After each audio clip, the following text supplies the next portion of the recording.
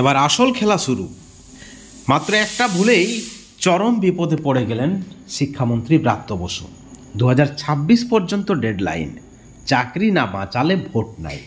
বন্ধুগণ, আপনারা সকলে জানেন কাশ্মীরের পেহেলগাঁওয়ে যে দুর্ঘটনা হয়েছে, জঙ্গি হানা হয়েছে, সেখানে তৃণমূল কংগ্রেসের পক্ষ থেকে শিক্ষামন্ত্রী ব্রাত্য বসু যে বক্তব্য রেখেছেন যে যদি নিরাপত্তা দিতে পারবেন না তাহলে ভোট চাইতে আসবেন না, অর্থাৎ মোদী সরকারের বিরোধিতা, বিজেপির বিরোধিতা করতে গিয়ে তিনি এই বক্তব্য রেখেছেন।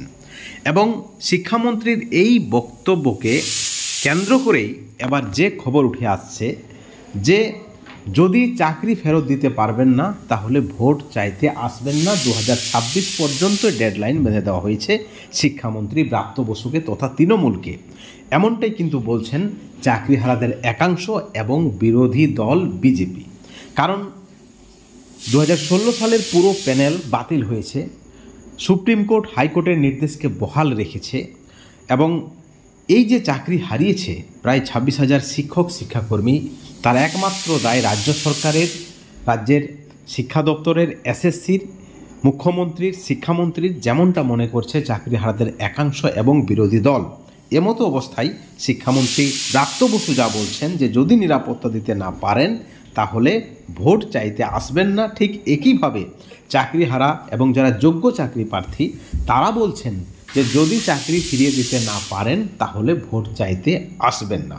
অর্থাৎ এবার যেমনটা মনে করছে রাজনৈতিক মহল, প্রতিক্রিয়া পাল্টা প্রতিক্রিয়া।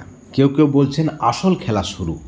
বন্ধুগণ, 2026 বিধানসভা নির্বাচন রয়েছে এবং সেই বিধানসভা নির্বাচনে চাকরিহারা যে মোদ্দা, এসএসসির পুরো প্যানেল বাতিল, সেই পুরো প্যানেল বাতিল বিরোধীদের কাছে একটা অত্যন্ত গুরুত্বপূর্ণ হাতিয়ার, যেমনটা মনে করছে রাজনৈতিক মহল, এবং সেই হাতিয়ারকে অবশ্যই কাজে লাগাতে চাইবেন প্রধান বিরোধী দল বিজেপি।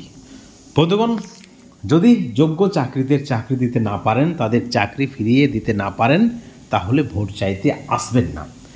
এই ভিডিওর পরিপ্রেক্ষিতে বা এই মন্তব্যের পরিপ্রেক্ষিতে আপনাদের মতামত আপনারা অবশ্যই আমাদের চ্যানেলের কমেন্ট সেকশনে কমেন্ট করে জানাবেন। সকলেই ভালো থাকবেন, কিন্তু কোনো ধরনের দুর্নীতি থেকে দূরে থাকবেন। Thank you so much.